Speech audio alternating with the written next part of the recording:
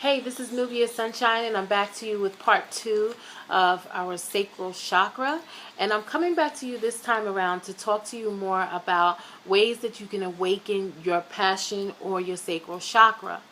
And the first thing I'm going to do is tell you, with me, with my particular situation, what I did was I decorated my apartment and everything that was orange. Now, before I even knew anything about the sacral chakra, that was my color, and that's what I did anyway. But what I noticed is, since I've done that, there's been some ways that I have been able to alleviate some of the overages that I've been having with my sacral chakra. And I'm a little over more than I am under. I'm very overactive in it.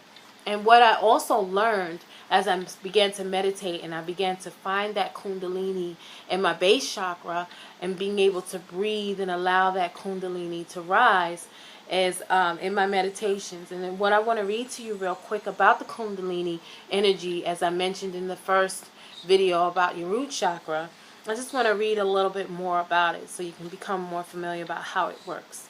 So the kundalini energy, which is located in your first chakra, once you meditate and you breathe it into your second chakra, what you will begin to experience is a more vivid and intense emotions, a higher level of creativity, and more intimate relationships, being more intimate, more passionate, more sensual in your relationships.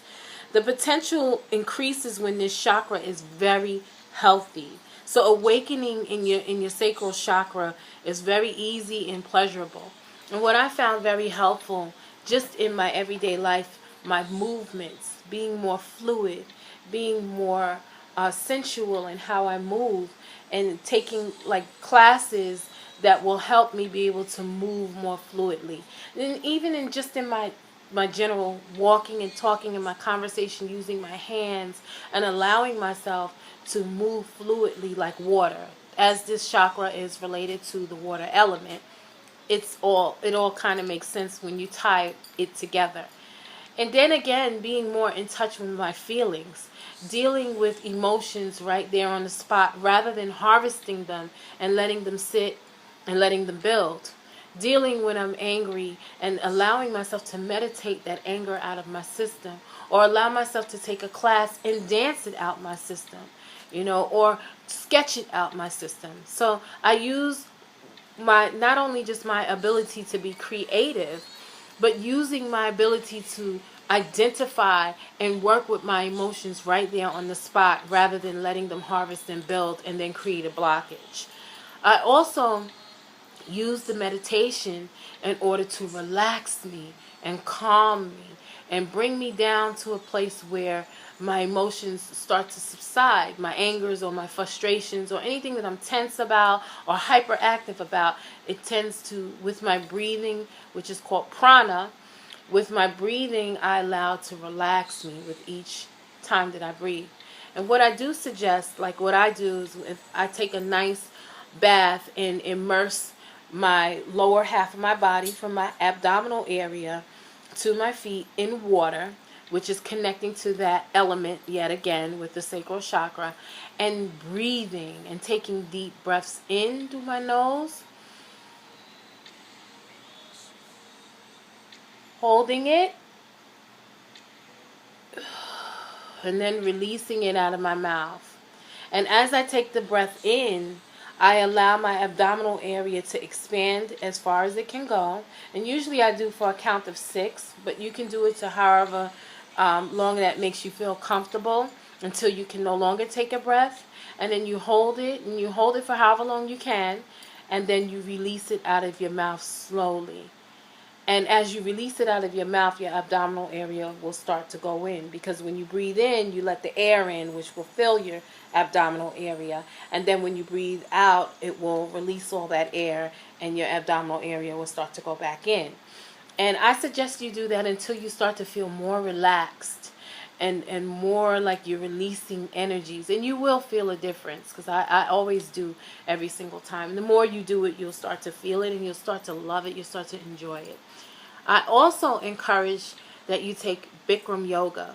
And I've taken Bikram yoga since 2009. And it has been such a wonderful type of yoga for me to take. Because you're in a room and it's 110 degrees, you're doing 26 poses in a 90-minute class, you're able to, because I have an overactive sacral chakra, and which means I carry more water inside of me. When I take that class, I release all that water and I release all those toxins, and all those things start to come out of my body, and I start to feel lighter, and I start to feel more aligned and more positioned, and I feel like my chakra is now open. And I didn't realize that when I first started taking the classes, but now that I'm so aware and my kundalini is rising, I feel the balance. And I encourage it, because not only is it healthy for you to take it, it teaches you how to breathe. It also removes those toxins and enables you to lose that additional water weight that could be making you feel heavier and drawn out. So I do encourage that. And I also encourage meditation. I encourage you to eat foods that are the color orange, and as I mentioned in our root chakra, to eat red items to balance your root chakra. Eat orange items like oranges, and you have mangoes, fruits as that such, as well as eating carrots, opening yourself up to those particular things. Sometimes wearing the color orange it even helps you generate that energy, and I do that a lot. Whenever I want to generate a certain energy or balance my chakra, I wear the color that represents it. I also carry crystals and stones that also represent that, and I will come back to you in a separate series breaking down the chakras by what crystals are excellent for them. But I also want to continue to encourage to be creative. Allow, when you have those blockages, to allow yourself to take a class, or take a dance class, or take an art class, or take something that will spark that creativity.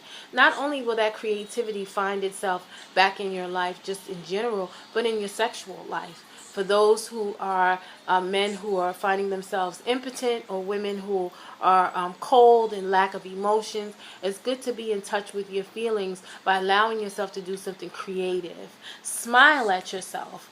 Do a lot of things that encompass you to be in touch with who you are, so that you'll be able to bring back to your relationship the spark that is needed in order to generate that sensuality and that passion that you long to have.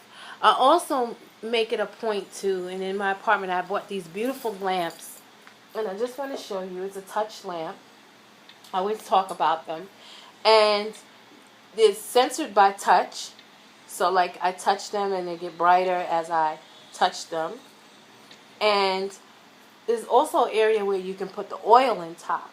So I put like a sage or any kind of oil that is very kindred to what I want to feel. And it also creates a mood.